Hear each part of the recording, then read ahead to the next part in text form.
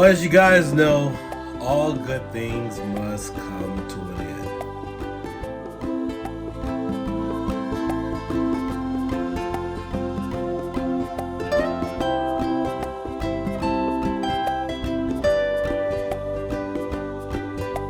If you guys haven't been paying attention, I have been away for a little while. Been on vacation, enjoying my time, seeing some sights, getting to know and hang out with the family.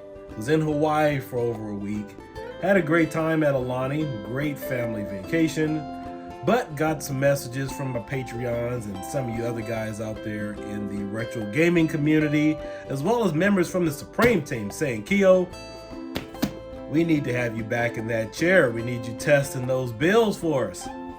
And so I was inclined, I had to come back to the land of the living or the dead, however you want to take a look at it. Had to come back to reality.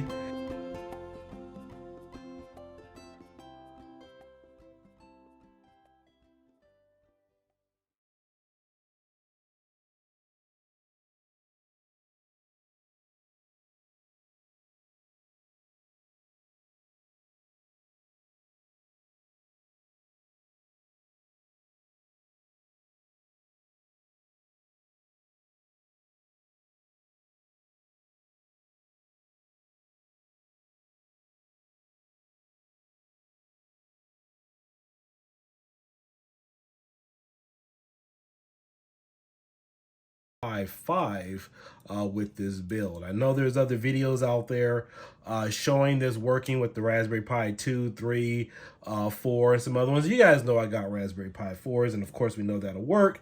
But one of the purposes for this fully taking a look at it, I'm not going to do a full assembly today, but I wanted to know if we could possibly incorporate the Orange Pi 5 into the GRS Build-A-CADE and everything that it does have to offer. I'm quite pleased right now with the performance and everything that we do have with the Orange Pi 5. But right now these things are valued at about 90 bucks. You could get them on Amazon and a couple of other places. And primarily also looking to see what are some other Raspberry Pi alternatives we would have out there in the community that are readily available and affordable that you could use with this hobby project. And another thing too, looking at this GRS Build-A-CADE, another good marketing point for this is a hobby project. And I think it would be very beneficial for Glenn and his team to start marketing these and selling these inside local hobby dealers. If you guys follow my other stuff with Hobbies, those are where you get your RC cars, your planes, your drones and trains and everything else. Because a lot of the hobby shops, they've expanded. When Toys R Us went out of business back in 2018 or whatever the case might have been, they started carrying stuff like this. And so when I look at a project like this is hobby grade. This isn't just an arcade unit, but I did get a chance to look at a lot of this, and this thing is pretty neat. So you do get your LCD screen. This is a 4.3 DSi display that it does come with this. Everything that you fully need is in here. That's good to go. The only thing that this does not come included with is a single board computer. So let's go ahead and open this up.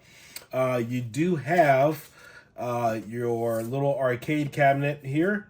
You have your little plastic. There's 4 different levels in here, or 4 different layers of products that you need to go through. You have your instruction manual, which we will get into a little bit later in the project. And just so you guys know, I read all of my instruction manuals for all of my projects. For me, that's part of the building process. You get an SD card in here. I do believe it has this Roblox game on here. This item isn't too heavy. It's probably about a pound, maybe a pound or 2, you know, with all the styrofoam and stuff. But this is quick and simple and easy to install. Should only take you maybe about an hour or so to fully install this and hook it all up. The next level, we have some LCD and also some decals in here for the LCD that goes around the cabinet for the artwork. And then, of course, we have some more decals.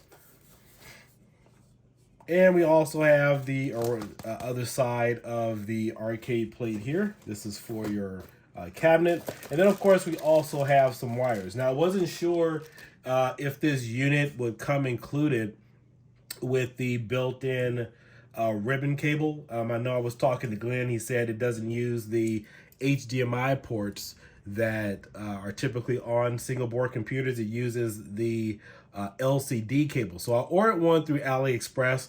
That's one reason why I haven't actually started this build. I'm not sure if the one that's in here will be compatible with the Orange Pi 5.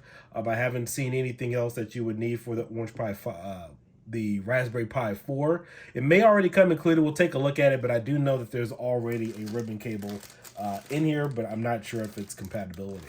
But you get all of your different wires in here. You get your main wire harness and your power adapters. That's on this level. And then, of course, here, I believe this is a bracket for the LCD screen. And then just to give you guys a quick comparison, for those of you who have already maybe assembled these or whatnot, this is almost the same size as the Orange Pi 5. Haven't, of course, really done it yet because I've been doing a lot of testing, making images and stuff for you guys have been following.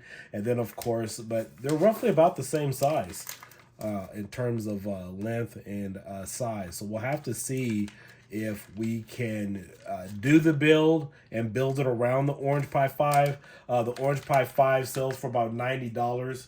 If the included ribbon cable will work, then I won't have to spend additional money. But the one that I already bought, ribbon cable for the Orange Pi 5 will cost about $6. So you're looking at so far maybe $95, maybe $96. Or Raspberry Pis, you guys know they're kind of hard to find.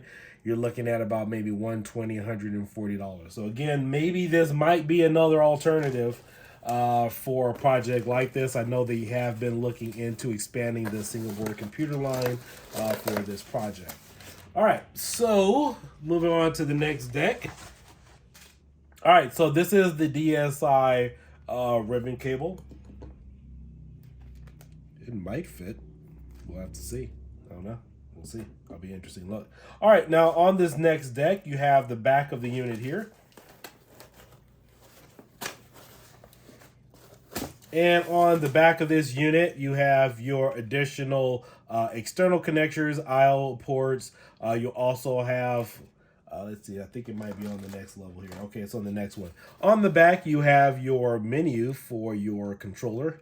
Well, it's shaped like a joystick, and that's actually pretty ingenious. It made it look like a arcade controller.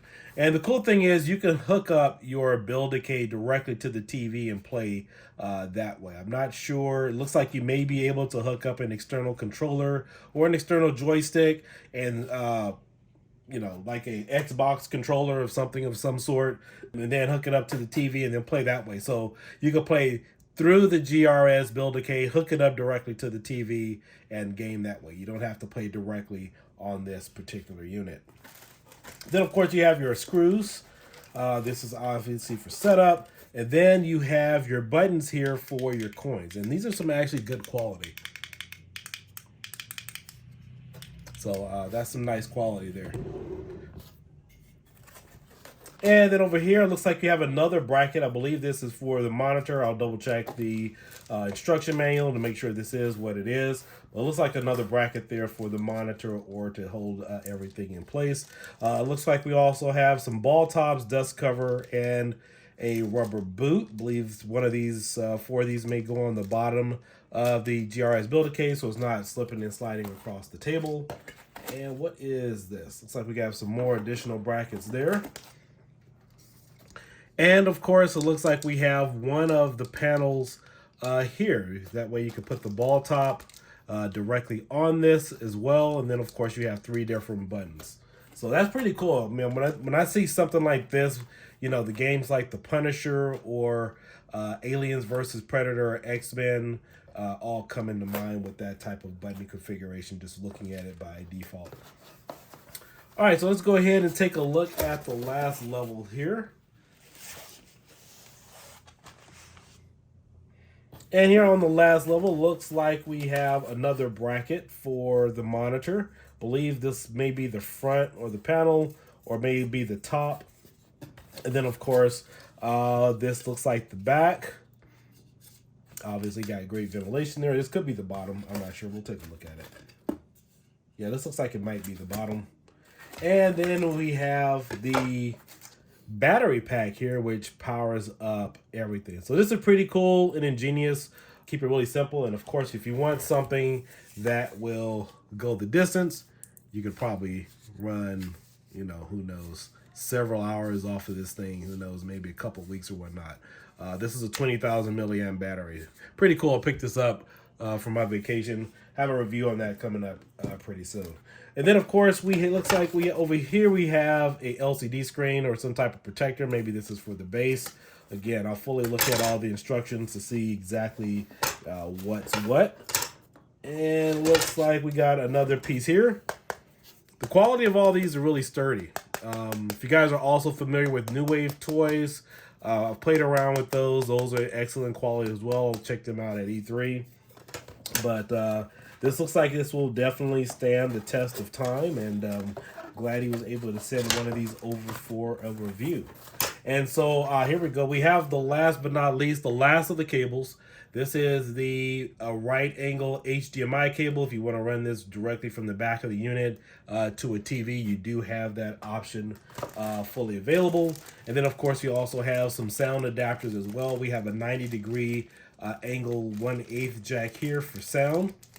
And we also have a 90-degree angled USB-C connector. I'll have to see how I'm going to mix and match all of this. Remember, most of these parts are designed for the Raspberry Pi A, the 2, the 1, I believe, the 3, and the 4. So even though you guys may have additional single board computers out there, if you guys want to pick up a project like this, you may be able to get it to fit. I don't think they officially support anything else right now. Not to say that it's not possible, but because not everybody has all the single board computers. So I think the Jetson Nano may also work with this too. I mean, I know the heat sink on that thing is really fit, but for those of you tinkers out there, if you guys want to get one of these and tinker with it just to see if it will fit, more power to you. You could definitely do that, but that's not something the company officially supports right now, because that's something they are looking into. But you guys will see some more reviews from me hooking this up with the Orange Pi 5. We're going to see how it fits, see if we can get it in there. I do have my own custom image. If you guys aren't familiar with my channel, we do have retropie working on this using Armian and Debian. Really happy with the processes, and right now we're able to emulate up to Nintendo Wii. Now, you can with other front ends with the Orange Pi 5, I believe Batacera, some of the other Android-based stuff, you can run PS2-based games. For whatever reason right now, some of the emulators can't be compiled through RetroPie and with Armian, so that's the reason why you're not getting full performance with certain front ends. And so, but yeah, with the Orange Pi 5, you can emulate up to the PS2, and games, all the Wii games pretty much kind of run fine. In fact, games like Tatsunoko versus Capcom, but I'm not going to load those kind of games for something like this because, you know, that's a lot of button movement and stuff like that. All right, last but not least, we have the Swap and Play. This is the Swap and Play deck for the GRS Build-A-CADE. And so what this allows you to do is pick, if you have different trackball type games, or if you're playing a race car game that needs a steering wheel, or certain games need a spinner, this allows you to select what type of control deck you want installed into your Build-A-CADE and then go from there. So for example, if I'm playing Centipede, I'm not going to use a regular joystick. This allows you to use the trackball that is built in. So if you want to play, let's say, Missile Command, Centipede, Millipede, some of those other types of games, this is the type of deck that you want to install. Now, let's say if you're playing a race car game, or let's say pole position or something, you can swap out the spinner, and then of course, or I believe you can put the steering wheel on top of the spinner, and then that'll give you your accessibility for that. And then of course you also have dual joystick for 2 players, and then of course you also have a 5-button joystick control player. You could do 1 and 2, so tons of different options. But hopefully you know, when I get my last part in, I'm going to work on this. I'm going to start building on it. But guys, you know, I was on vacation. Couldn't wait to get back, you know, clearing my head out. And I know some of you guys miss me, but we're back in the saddle. We're back in the workshop. We're going to be hitting it hard. There's a lot of reviews and things that I've been backlogged on. But, you know, it's nice to know companies and entities like Glenn's Retro Show is willing to trust me and send me these kind of things for product and review. Of course, I'm going to give you guys my honest opinion, but also insert my views on this to help improve the projects because we definitely want it to be successful. So with that being said, I will see you guys later. Peace out and aloha.